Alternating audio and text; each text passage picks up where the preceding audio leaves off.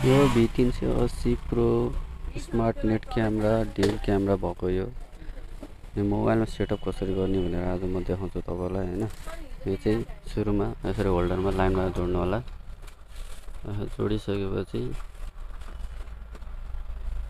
एकचोटि अन हुन्छ है त।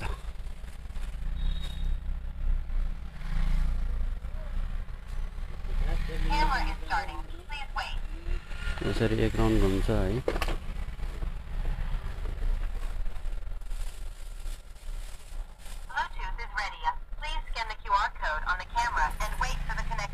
यति भइसकेपछि यसको वाइफाई पनि अन हुन्छ। अब सिधै जाउँ हामी स्क्रिनतर्फ।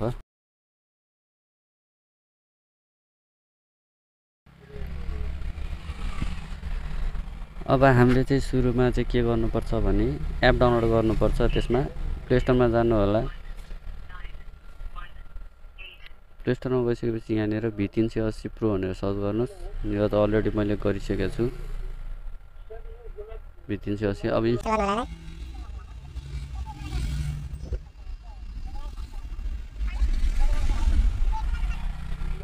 अहिले ओपन गर्नु होला। त्यसपछि यहाँ आई हेभ रिड एग्री गर्नु होला। अब यति भइसक्यो रजिस्टर गर्नुपर्ने हुन्छ। तपाईले रजिस्टरमा जानु होला। त्यसपछि फोन भेरिफिकेसन त्यसपछि आफ्नो चुज गर्नुहोस् एसिया है।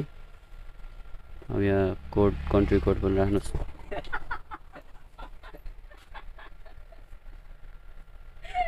$977 जुन नेपालको हो। यसमा आफ्नो नम्बर राख्नु होला। जुन नम्बर चाहिँ तपाईले व्हाट्सएपमा पनि कनेक्ट गर्नुपर्ने हुन्छ है। व्हाट्सएपमा चाहिँ हुनुपर्छ है त्यो चाहिँ।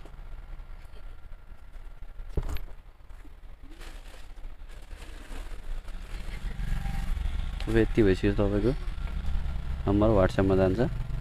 यहाँ व्हाट्सएपमा आइसकेको छ मेरो। यो कपी गर्ने, यहाँ पेस्ट गर्ने। अब पासवर्ड चाहिँ राख्नु होला। सिम्पल राख्दा नि हुन्छ तपाईले आफ्नो सम्झिने गरी। मैले चाहिँ यहाँ केटीएम भनेर राख्दैछु।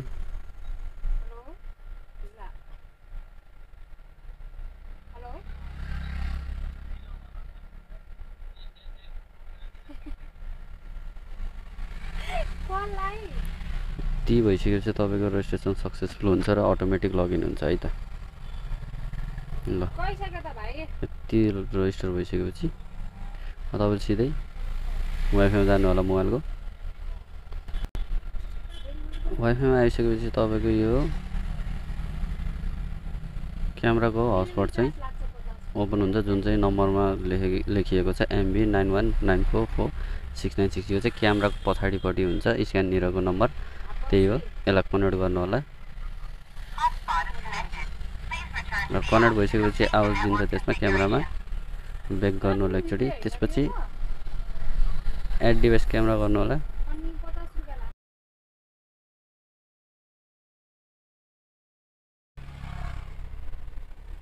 अब एड आइडी गर्दा नि भयो। जुन चाहिँ स्क्यान गर्न मिल्छ। यसरी क्यामेराको पछाडि एड गरिदिनु होला। कन्फर्म गरिदिनुहोस्।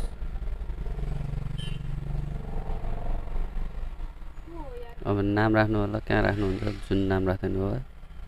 भ्यू डिभाइस गर्नुहोस्। स्किप गर्नु होला। एक्टिभ डिभाइस गर्नुहोस्। ल यति भएपछि तपाईको क्यामेरा चाहिँ कनेक्ट भइसक्यो है त। अब चाहिँ यसलाई वाइफाईसँग कसरी कनेक्ट गर्ने भनेर नि यहाँ देखाउँछु म तपाईलाई। एकचोटि ब्याक गर्नु होला। त्यसपछि तपाईको यो थ्री डटमा जानुहोस्। सेटिङमा जानुहोस्। त्यसपछि नेटवर्क सेक्सनमा जानु होला। त्यसपछि वाइफाई स्टेसन मोड। त्यसपछि घरको वाइफाई सेलेक्ट गर्नु होला। घर अफिस कता बस्नुहुन्छ त्यो अनुसारले। यहाँ त मैले अफिसको राखिरहेको छु। त्यहाँको पासवर्ड चाहिँ राखिदिनु होला है त। जस्तो मैले यहाँनिर पासवर्ड राखिदिएँ। पासवर्ड चाहिँ करेक्ट हुनुपर्छ है। नत्र भएन भने फेरि मिस्टेक भयो भने रिसेट गर्नुपर्ने हुन्छ। रिसेट गर्ने तरिका म अर्को भिडियोमा देखाउनु छु तपाईलाई। यति भइसक्यो तपाईले हेरेर पासवर्ड हेरेर सेभ गरिदिनुहोस्। सेभ गरिसकेपछि त्यहाँनिर तपाईको कन्फिगरेसन इन्फर्मेसन भनेर आउँछ। आवाज आउँछ।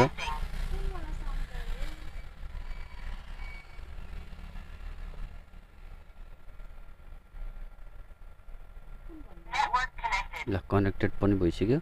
ल हेर्न सक्नुहुन्छ है त। यहाँ मैले अफिसकै वाइफाईबाट चलाइरहेको छु है। ल ल हेर्नुहोस्, अब यो घुमाउनलाई जता पनि मिल्छ। पिटिजेड ल हेर्नुहोस्, आनन्दले घुमिरहेको छ है त।